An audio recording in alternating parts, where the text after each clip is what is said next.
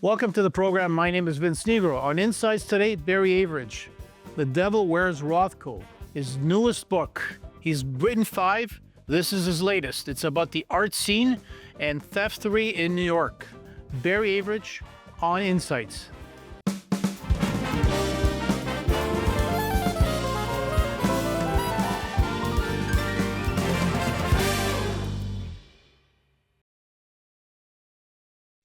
Barry Avrich, welcome to the program. Vince, pleasure to be back. Yeah, last time we chatted about your many documentaries. Obviously, you're a man who does documentaries. You've done over 70. It was interesting to find out you penned 5 books.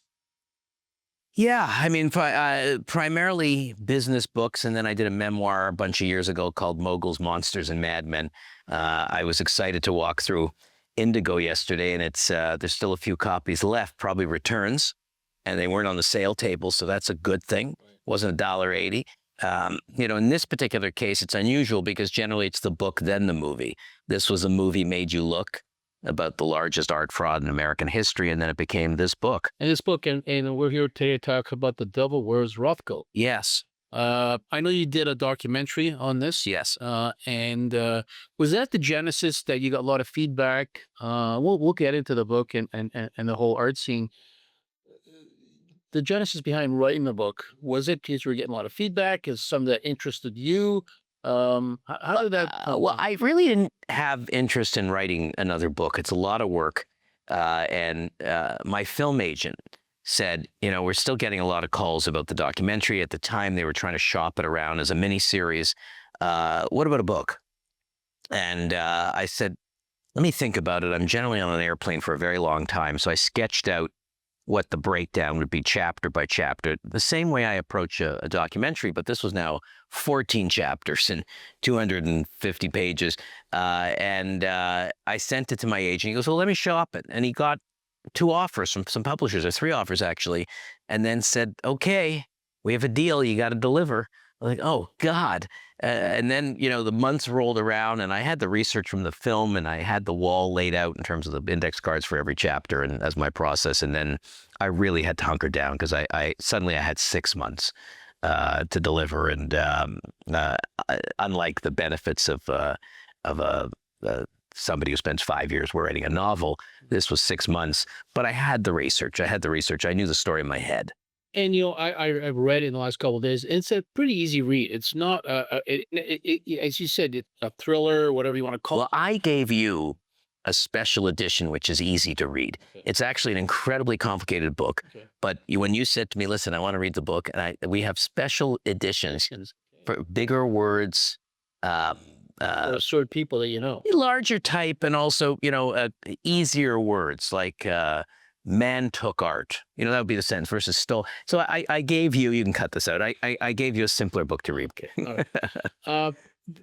The book, for me, someone who likes art myself, and yes, everybody I talk to loves art, and we'll take some of the quotes that you made at the end of the book, but the whole art scene is something that people either think of wanting to get into, they want to get into, they want to invest. People now are saying, art's a commodity, it's a great investment. Reading this book and looking at all the names that were in there, it's amazing how even the most experts get defrauded. Yes. And this book here, the woman called Ann Freedman. Is at the center of this book. Ann Freedman, yes. And interesting, she starts off as a receptionist, and she stonewalls into this whole scene. Yeah. You met with her many, many times. What was your take on her in terms of what she was trying to put together? Well, I had a very good friend of mine approach me with the idea for the film. And everybody approaches you with ideas. I'm sure in your business too. I had my grandmother climbed Mount Everest at the age of 106. I have a guppy that lived to 92. I once used the same roll of toothpaste for 42 years. A million ideas for documentaries, and I say no to most of them. And this friend of mine kept saying, I got this story about this gallery in New York. I got the story. And I kept saying, yeah. And finally said, look, you got to do this or not. I can introduce you to Ann Freedman, who ran the most prestigious art gallery in America, 150 years old, the Knoedler Gallery, run by the Hammer family. Arm& Hammer, bought the gallery. I said, great. So I flew to New York, and she had, since the scandal had since passed, but she was broken and quite implicated in this. And she said, why would I talk to you, and why would I do this film? I said no to Anderson Cooper. And I said, well, because I'm going to give you 90 minutes versus 11 minutes to talk about your story. I will not vindicate you because I can't. The audience has to decide that. And so over a lot of good, expensive French wine, I convinced her to do it. And we spent about nearly 100 hours filming and talking about this. And that's the biggest question that rages on in the film, and certainly now in the book, was what did Ann Freedman know? And I should, for your viewers, go back and say, the way this started was that this woman, Glafira Rosales, a Mexican woman, walked into the gallery, the Knoedler Gallery, on a cold fall day with a Mark Rothko painting under her arm, wrapped in brown paper, which should be worth anywhere between $8 to $16 million, depending on what painting it was. And at that time, Ann Freedman was in the Knoedler Gallery. The gallery was on a downturn. The economy wasn't good. She had missed a key period of art like Damien Hirst and Jeff Koons, Basquiat, some key art she missed. And the gallery was on the downturn. And they were in a multi-million-dollar townhouse. So she was in trouble. She needed a Hail Mary. A woman walks in with a Rothko to sell and says, oh, by the way, I got plenty more. And so for the next 10 years, Glafira Rosales and the behind the scenes, her partner, Carlos Bergantinos, a Spaniard, I called him the Bonnie and Clyde of the art world, basically brought in 60 paintings to Ann Freedman's gallery. And that's the question. Should Ann have known? There were red flags with the art, the story, the provenance. Provenance is, where does the art come from? If you look at the paintings on these walls, do they have a backstory? Who owned it? Where was it exhibited? Who purchased it? And her story, the Glafira stories for these paintings were all shaky, but she had enough information to make it look real. And the paintings themselves were spectacular. Now, for your viewer, a huge difference between a copy and a fake. Very important to distinguish between a copy and a fake. A copy is, here's a Rothko or Jackson Pollock. I'm going to have an artist make a copy of it and say, here it is. And maybe you think it's real, maybe you're not. A fake is an original work that's signed by the artist and that is new and has not been documented anywhere. And these were all fakes. They had one artist, a Chinese immigrant by the name of Pei-Shen, who was a genius, the forger, who was a genius in multiple schools of art. And he was the artist that painted all of these fakes. It's interesting you talk about between a fake and a replica. Like behind us, there are Lauren Harris prints. Yeah. It's a print edition signed by Lauren Harris himself. Yeah. And numbered in terms and authenticated. And a lot of people get duped by, as you said, fakes and prints. And it's amazing how people get infatuated when they think it's a real piece. And there are a lot of fakes out there. At the end of the book, one of the comments you made was, and people ask you about art in general, you said, if you love a piece of artwork and you look at it all the time, that's the most important thing. Absolutely. Buy with your eyes, not your ears. And that's a comment, that's a shot at art consultants and galleries and experts that say, Vince, you should have this. Why? It's important for your collection. This artist is on the rise. And if you buy this, you'll be invited to more shows. You'll be accepted in the art world. Status. And there are amazing art collectors who are at the top of their game who get to see art before anyone else sees it because they buy top of their game and status. If you go to galleries in New York City and London, the art is on the walls. There's no prices. There's a piece of paper at the front with generally a couple of people sitting at a desk don't speak to you. And God forbid you have questions. There's cameras. There's people on the second or third floor watching who came in. They don't know you.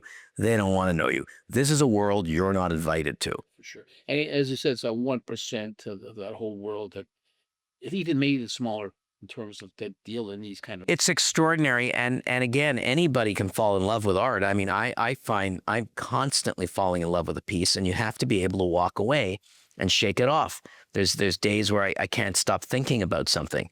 But, you know, if the price doesn't work for you or you can't see it somewhere in your life, then you have to walk away very hard. And what's amazing right now, as the economy gets tougher and tougher, people want to sell things. And there's a lot of stuff that people are selling. Art is one of the things that people are selling for cash. It's a currency. It's a currency, and you got to be really careful about that stuff. Well, you have to. I mean, look, what's going to happen now, and I've been talking about this lately, is that we're now entering the greatest transference of wealth in the last century. Very, very wealthy people leaving money in their estate, dying, inheriting, whatever it is. And kids sometimes who are inheriting art don't want it. They don't like it. It doesn't fit what they're interested in. They want the money, and then they go to have it appraised, and sometimes it's fake. And we're going to see that all over the place. As I was reading the book, Barry, one of the names that popped up was David Murish. And we live in Toronto. We're broadcasting this program in Toronto. And obviously, I've met David Murish a few times, initial friends. He's had an amazing art gallery. In the past, I know that he was one of the biggest owners of a painter called Hans Hofmann. And I bought into Hans Hofmann myself years ago. I don't have any longer. And he always intrigued me in the art scene. And reading about him in this book, where he became close with Anne and how he got involved, was interesting. In one of the pages, you list all the names, and you list his name, and you have him as a victim, collector with a question mark, whether he was a victim or not. Yeah. And that stuck out to me. As you were doing the research and his name came up, and his name kept coming up. I mean, I've known David for years, and I respect him not only as a theatrical producer and promoter and the son of the great Ed Mirvish, who I adored, but David made his own bones in the world as one of the most respected collectors, period. Aside from starting out very young and having his gallery on Markham, David Mirvish books, phenomenal. The man has an eye. And so, there's no question he would find his way to Ann Freedman. They had a very, very close relationship. They traveled together. And when Ann brought him a series of Pollocks and other paintings and said, look, I'm buying these. I'm making this up. I'm buying these for 10 cents on the dollar. You put up the money, and then I'll sell them, and you become an investor in these paintings. And do I think that David, conspired to be part of a fraud? Absolutely not. Did he know to ask questions? Should have, maybe. But he trusted Anne.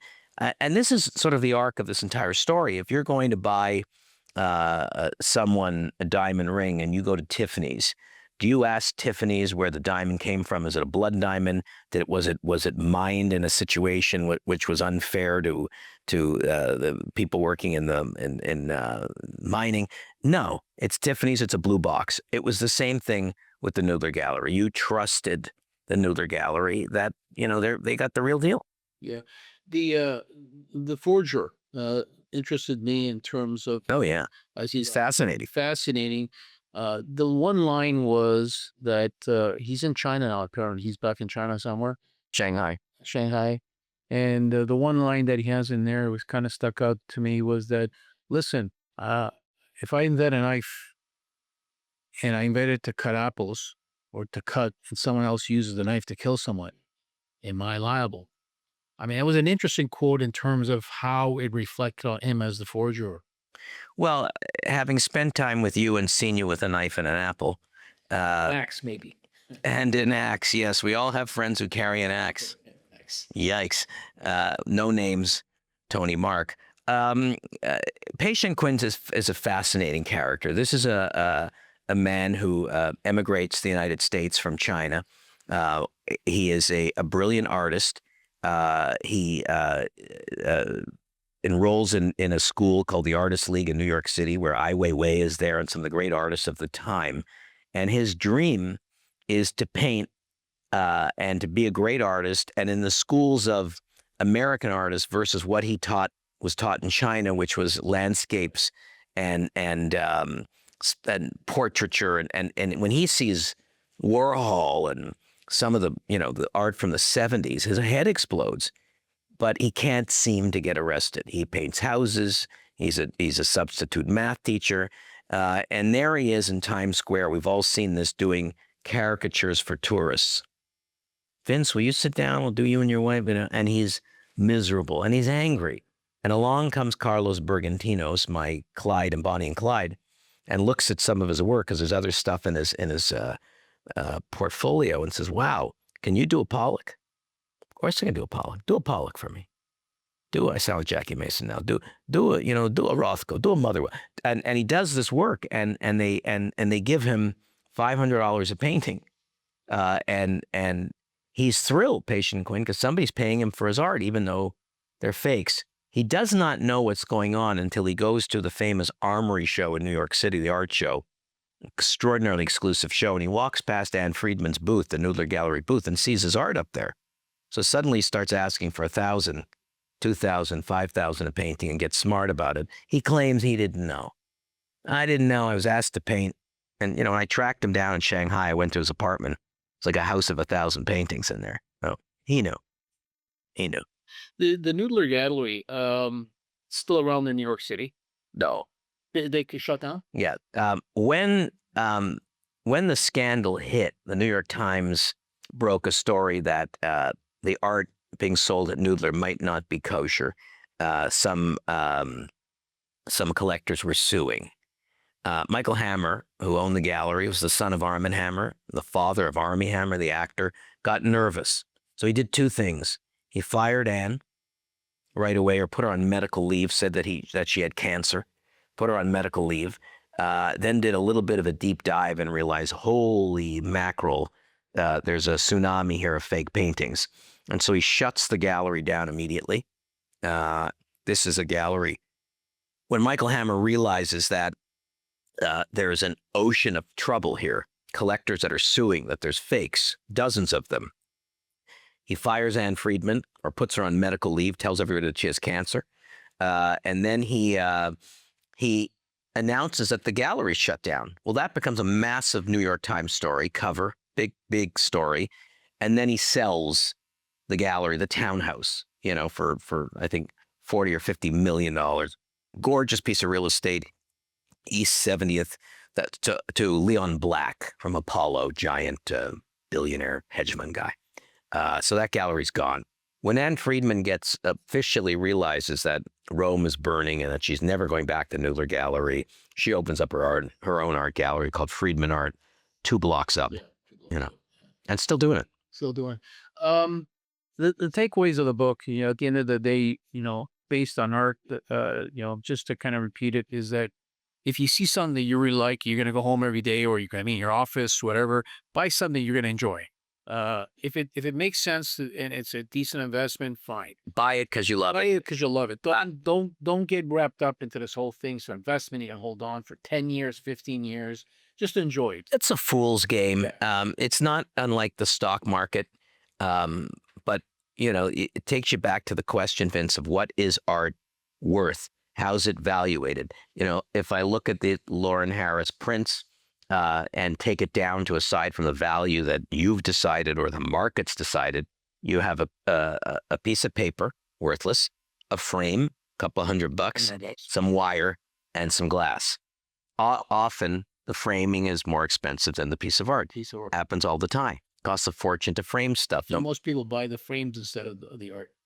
It's true.